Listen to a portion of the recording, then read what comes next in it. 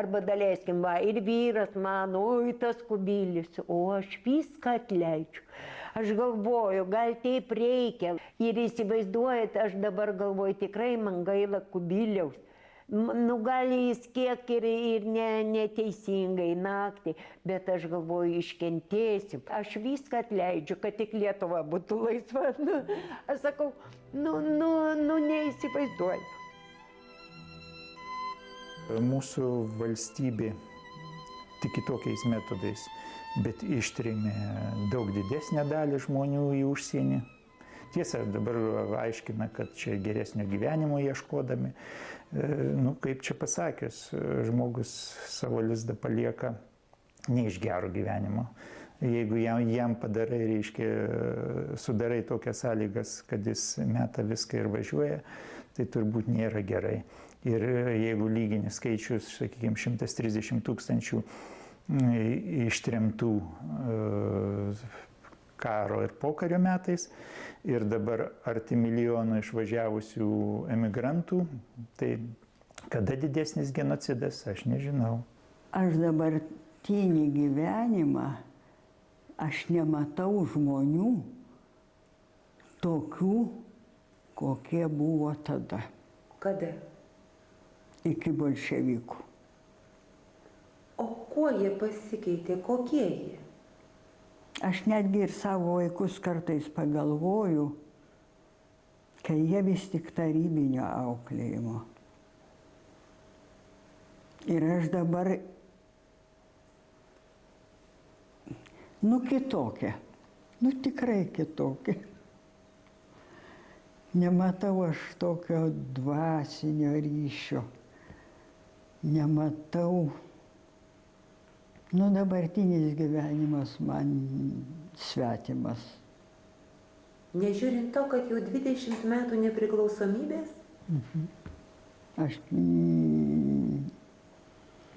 naktimis daug kartais galvoju, pergalvoju, persvarstau. Nežinau. Neišmoksau aš čia gyventi. Panašiai pasakytų daugelis. Ir tų, kurie sugrįžo, ir tų, kurie liko gyventi už Lietuvos ribų. Lageriuose tarp spygliuotų vielų mokėsi išgyvenimo meno.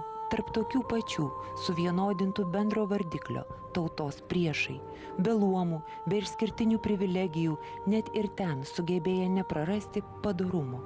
Šiandien nieko nekaltinantis, nereikalaujantis kraujo ir keršto ar atlygio. Gal tik atminties, kad jiems išėjus niekas niekada negalėtų pasakyti, to nebuvo. Antraip, kokiagi būtų jų išlikimo prasmė? Tau, kaip žmogui, kaip asmenybei, va štai šita patirtis tavo, ką tu pamatei, prie ko tu prisilietei, ką jį tau davė? Kaip pasakyti, jinai dar tvirčiau sutvirtino mano tą intimų santykį su mano tėvynė, su Lietuva. Su mano istorija, su mano tauta, su mano tomis vertybėmis, kurios būtent liečia mano šaknis. Aš dar tvirčiau viskas pas mane, dar labiau sukibo.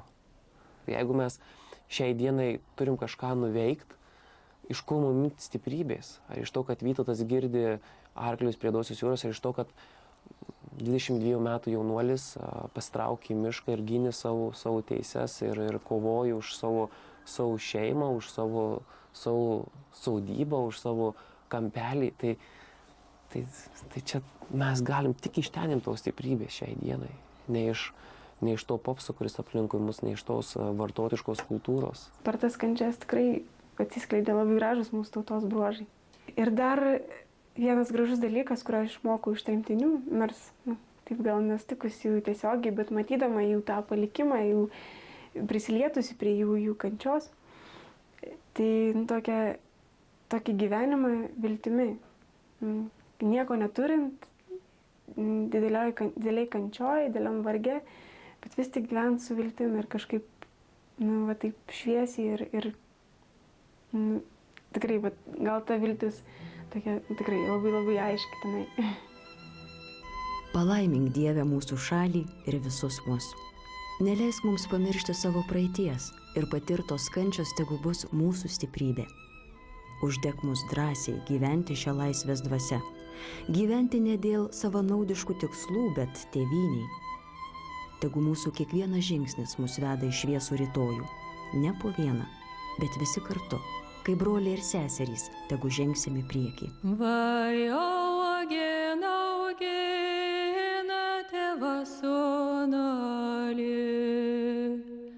saudė Dievo žavadėlį, karaliui kareivėlį. Vai vežė tėvas sūnelį.